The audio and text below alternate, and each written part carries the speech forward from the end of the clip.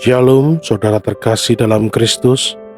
Hari ini kita kembali diberi kesempatan untuk berhenti sejenak dan merenungkan kasih Tuhan yang sungguh luar biasa dalam hidup kita. Kita bersyukur atas anugerah-Nya yang baru setiap hari, nafas kehidupan dan kekuatan untuk terus berjalan, meski kadang dunia terasa berat. Mari kita berdoa. Tuhan yang penuh kasih, kami datang dengan hati yang terbuka. Bimbing kami dalam perenungan hari ini. Ubahlah hati kami, sembuhkanlah luka kami, dan tuntun kami agar hidup seperti yang Engkau kehendaki. Dalam nama Yesus, kami berdoa. Amin. Saudaraku, mengasihi itu mudah jika kita sedang tidak disakiti. Tapi, bagaimana jika kita diminta untuk mengasihi orang yang telah atau pernah menyakiti hati kita? Hari ini, mari kita renungkan satu perintah Tuhan Yesus yang paling sederhana, namun juga yang paling menantang. Dan perintah ini juga yang paling penuh kuasa, namun juga yang paling sulit untuk dilakukan, yaitu mengasihi musuhmu. Mari kita membaca Lukas pasal 6 ayat yang ke-27 sampai ke-28.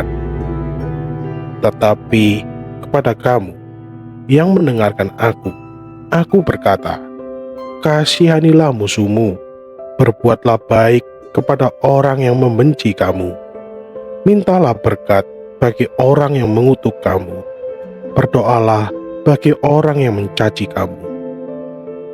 Saudaraku, ini bukan sekedar ajakan untuk bersikap baik. Ini adalah panggilan untuk mencintai, bahkan terhadap mereka yang melukai kita.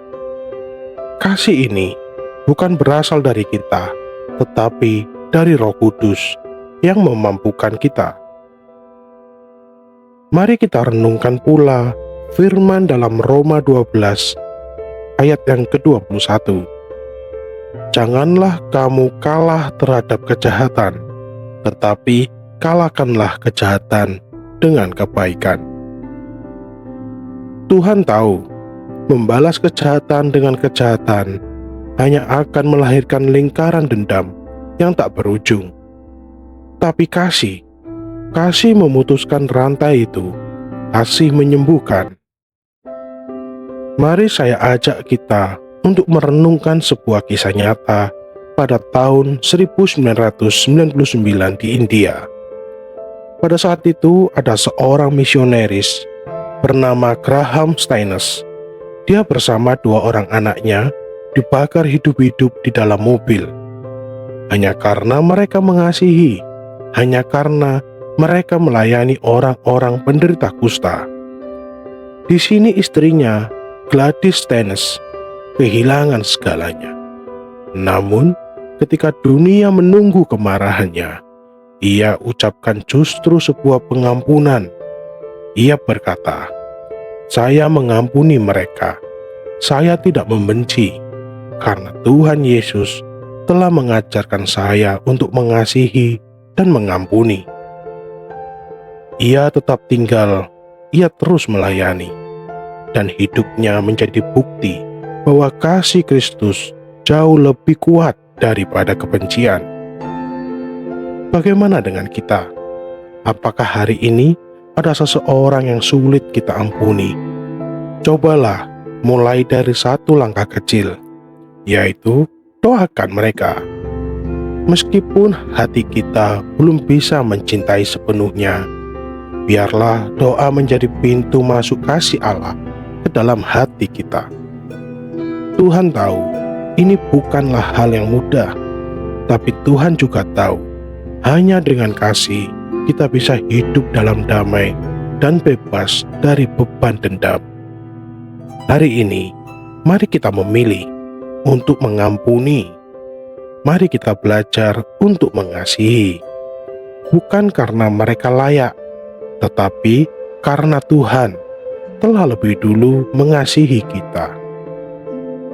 Tuhan Yesus, Engkaulah sumber kasih sejati. Ajari kami untuk mengasihi mereka yang sulit kami kasihi. Ajari kami untuk mendoakan mereka yang pernah menyakiti kami. Berikanlah hati yang lembut dan kuat, agar kami dapat hidup seturut firman-Mu. Dalam nama-Mu kami berdoa. Amin.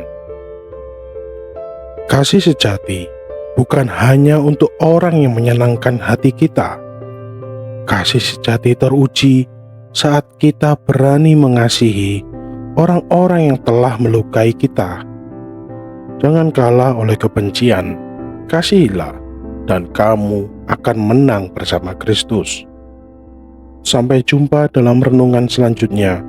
Saudaraku terkasih, Tuhan Yesus memberkati langkahmu hari ini dan sampai seterusnya. Shalom.